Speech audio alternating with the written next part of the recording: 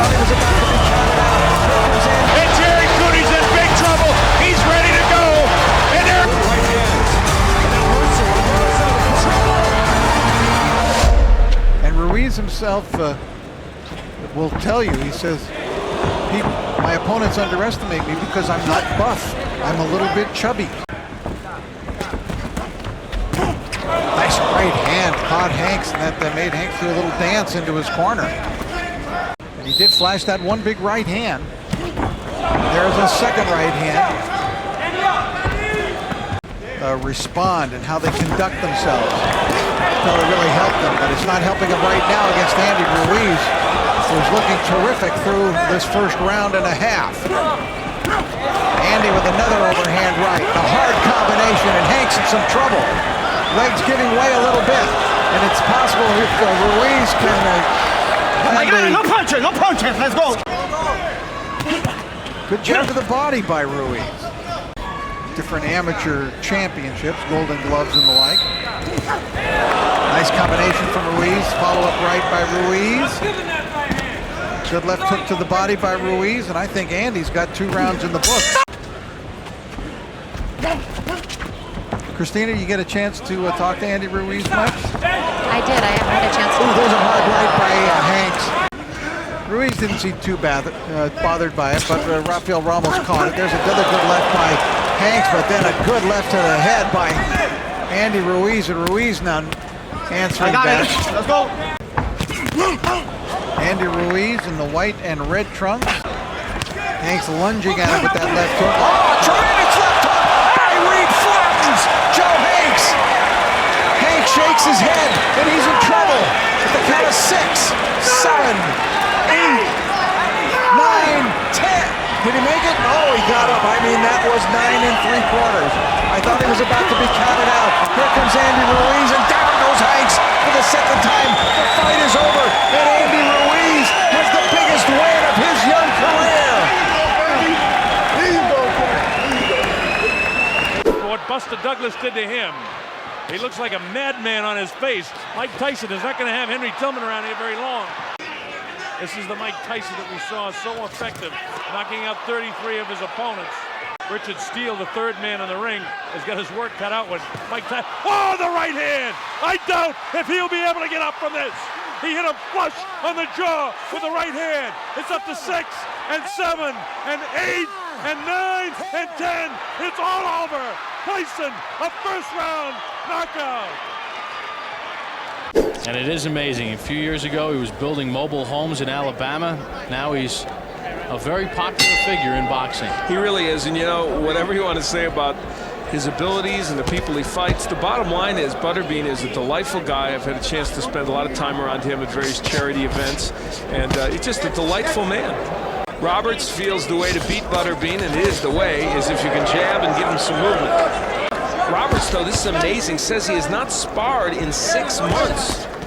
No, he has been knocked out of 5 of his last 6 fights as Roberts. He has 1 round of boxing in his last 15 months. That was a January 16th knockout at the hands of the late Cody Koch on our show from Boise, Idaho.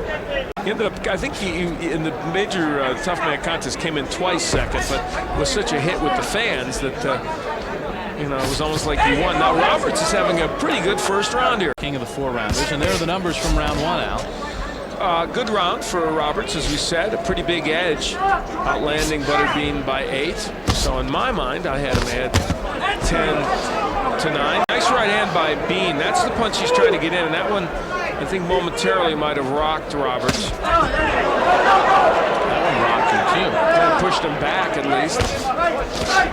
Troy Roberts is from Campbell River in British Columbia, about 2 hours north of Vancouver Island. He had to stop fishing because the sockeye and the herring were becoming extinct, and they had to stop fishing for a year to allow that species to regenerate itself. Now there's Roberts. Just a little movement and a jab is what he felt you need against Butterbean, and that is true. You can't jab and stand in one spot because he might get that overhand right in. There's the right. That's Butterbean's big weapon. And against these kinds of heavyweights, it has gotten the job done. Oh, there's a left hand to the ear. Got the hook in, so Butterbean's making a liar out of him. He's landed some good hooks. Now Roberts is in trouble because he's against in the corner there. He's got to get out of there, and he did that. Butterbean having a better second round for himself.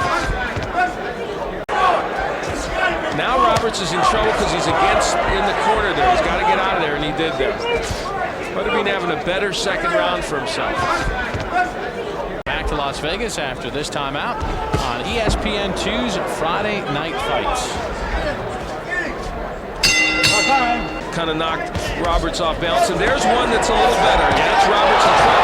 Roberts is hurt. Roberts is real hurt, and Roberts is up. Back to his feet, Joe Cortez, the count of 3. 5, 6, 7, 8. You okay to continue? All right, let's go. Here in round 3. Butterbean again. Wow, even the forearm hurt Roberts. That's it. Just like that, Butterbean turns it on and gets his 39th win and his 30th stoppage. The king of the 4-rounders keeps his title. And then he's going to set him up for the big boom, and that's the right hand that you were talking about, Dre.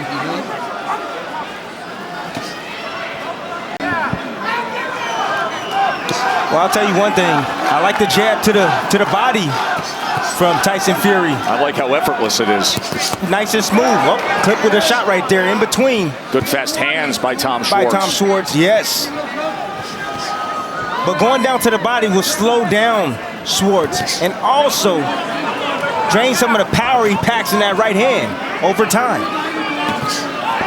Look at the feint right there. You see the response from Schwarz? When you feint a fighter and it responds, you kind of laugh inside, you know, secretly. And then you set him up for the punch of the opening that you see. I saw when Tyson Fury feinted Schwarz, he dropped his right hand. He brought it forward. Look for the left hook of Tyson Fury and the right hand to follow. The constant movement, the ability, that jab, 85-inch reach as Schwarz tries to close the gap and drive down a right hand. You see that angle that Fury takes. He leans to the back foot in the direction of the right hand. You know, Wilder had success with that right hand, landing it on the ear, on the temple of Tyson Fury. So he has to be careful. He has to correct that flaw. Excellent work with the jab coming off the hip, utilizing that reach, that snap. Tried to turn it into a hook that time. Doubles it up, just constantly touching him, probing. Steady boxing from Tyson Fury right now. Not throwing combinations, it's too early for that, but he's picking Tom Schwarz apart right now. Fury just giving a different look early. You know, you worry about him switching southpaw because of the right hand of Schwarz. Uppercut from Tyson Fury. Comes in with a left hand. Just missed with the right hook. Schwarz is slow on his feet, trying to get in position to land something on Fury. Fury just keeping him on the outside. Nice steady movement from Fury. Oh, there's a good left hand. Schwarz tries to fire back, and just like that, Tyson Fury turns the tables and lands a right hand at distance. Now he's giving him a different look from the southpaw position. A lot of trouble on the shoulders of Tom Schwarz right now. This is what makes this division so fascinating. Deontay Wilder is the biggest puncher in the sport. He has dynamite in his right hand. But Tyson Fury is among the most complete fighters in boxing, let alone that he's 6'9", 265. How about that left hand? And now he's got both gloves down at the hips, and he is just punking Schwarz. Coming off the hip, he knows he's in control. Look at Schwarz's nose. Blood is already streaming down here with still a minute to go in round 2. Fury's in complete control. This is brilliant boxing from Tyson Fury. Changing angles, coming up the middle with the nice short uppercut, splitting the guard. Schwarz trying his best. Look at Fury! What unbelievable upper body movement defensively. 4 punches missed with the head movement. He's got everything here in this second round going. And now a combination punching, and Schwarz goes down. This is a master class right now. 5, 6, 7, 8. You okay? Okay? Come with me. Second round. Here comes the champ. Right hand, left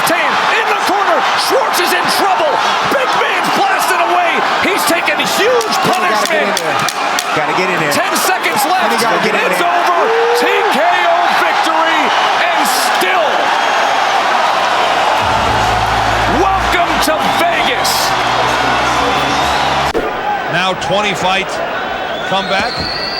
And there's the big left hook by Jerry Cooney. Not landing that time. Obviously, that cross-arm defense is a trademark of George's trainer, 76-year-old Archie Moore, one of the all-time cliche, but really one of the all-time boxing greats. And of course, that crossed arm, George used it effectively, fighting the much shorter opponents that he's faced up to now.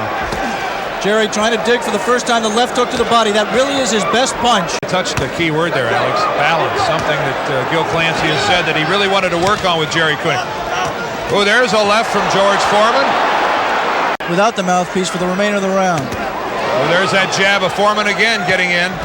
George, we have to say right here, and not just in contrast to Jerry Cooney, George is a little bit quicker than he has been in his 19 fights of his comeback.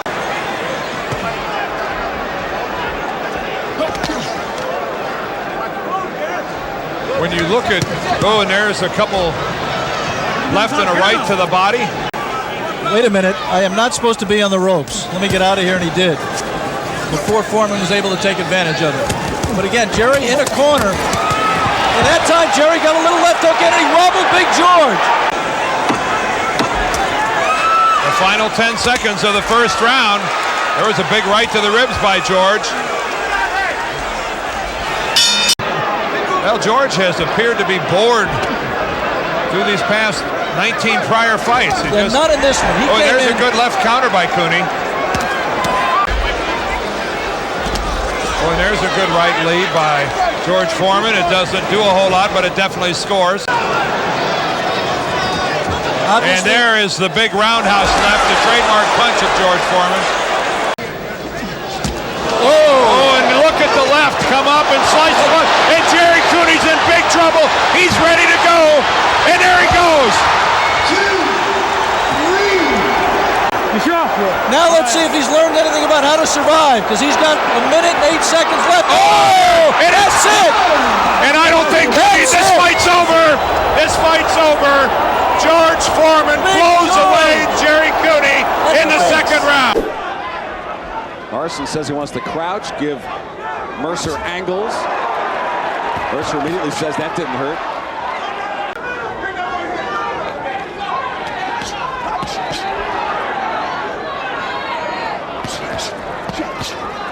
And Morrison, the jab, the body, the uppercut.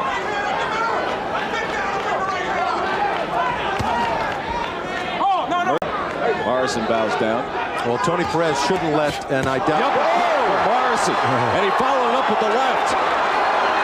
Mercer's really using some dirty tactics in there. He's using a forearm across the face. Uppercut from Morrison. Crowd responding to that. Well, that's been the big punch, the uppercut of Ray Mercer. Another left hand. Mercer jumped in from the outside with a right uppercut, and Morrison just countered with a quick left hook. He shot the uppercut from Morrison.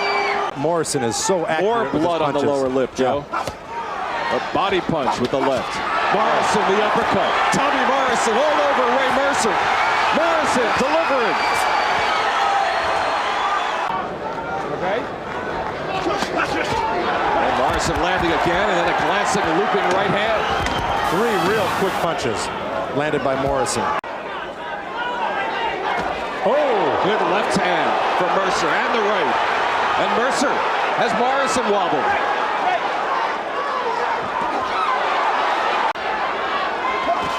The left hand from Mercer. Same punch he caught him with in the round before. Mercer jumped in with the left right uppercut and got countered with a great left hook by Tommy Morrison. But Mercer is really coming on in this round. The right from Mercer. Like I said, he looked real anxious and uptight at the beginning of this fight, and that'll wear you out in itself, just that nervousness. Mercer with 2 good right hands. And now Mercer on Morrison in the corner. And Mercer's all over him, and Morrison in trouble. And Morrison goes down for the first time in his career. And that is it. That's it. The fight is over. Ray Mercer has won it. He successfully defended his WBO heavyweight championship.